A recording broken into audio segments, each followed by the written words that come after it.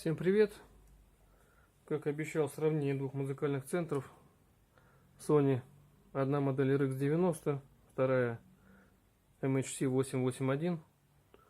Оба музыкальных центра 90-х годов. Это ближе после середины 90-х, RX90. 881 начало 90-х. Итак, у нас получается... В чем разница? Разница, я говорил уже в колонках конструкция, в чем разница. В усилителях разные микросхемы стоят. Ну, в принципе, как бы фирма-то одна есть такая, Sanyo.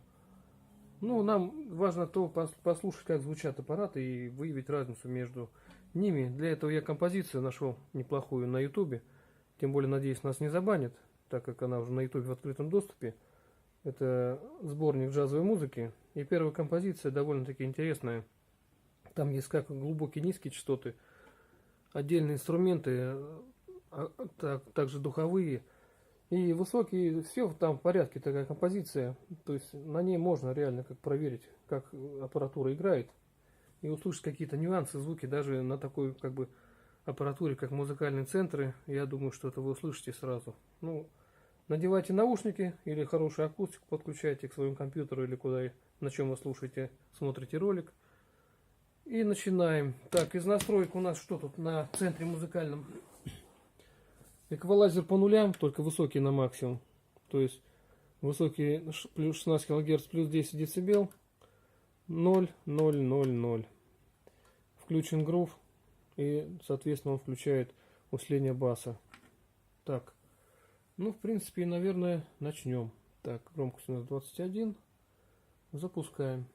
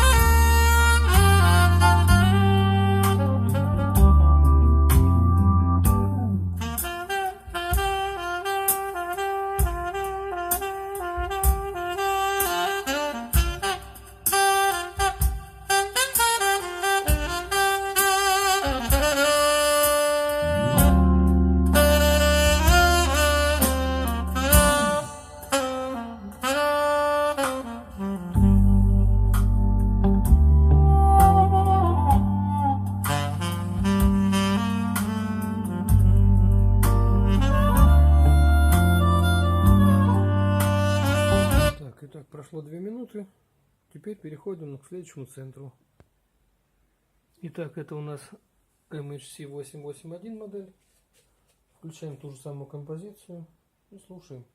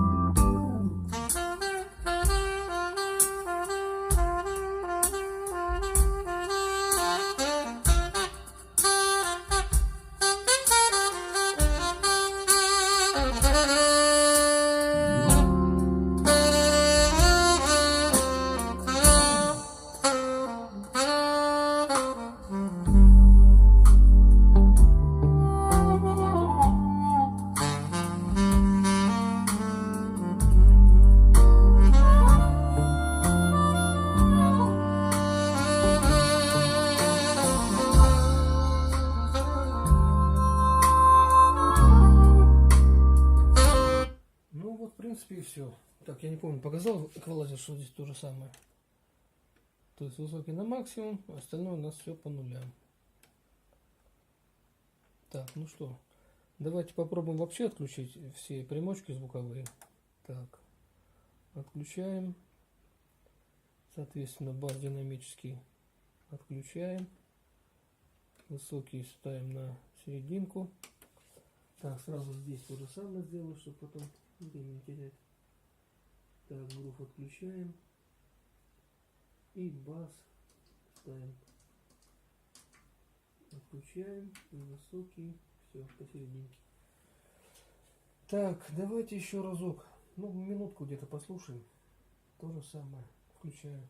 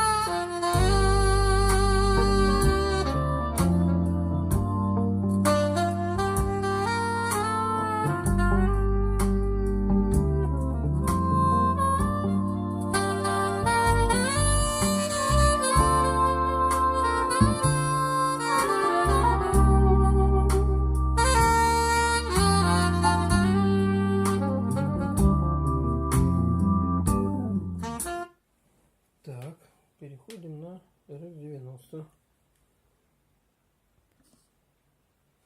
То же самое здесь у нас грув отключен. Все эквалайзеры у нас по нулям идут. Бас отключен. Так, все, запускаем.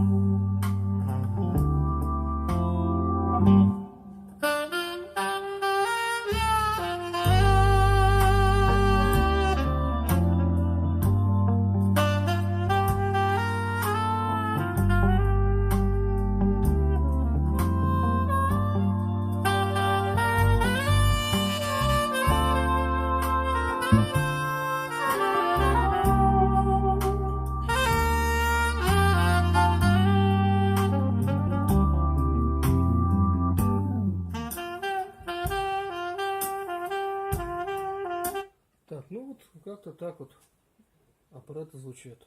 Не знаю, как вам, но мне 881 больше нравится, как играет. Потому что у него, во-первых, бас, он более нижний регистр берет. И басом заполняется вся комната таким бархатным, мягким басом.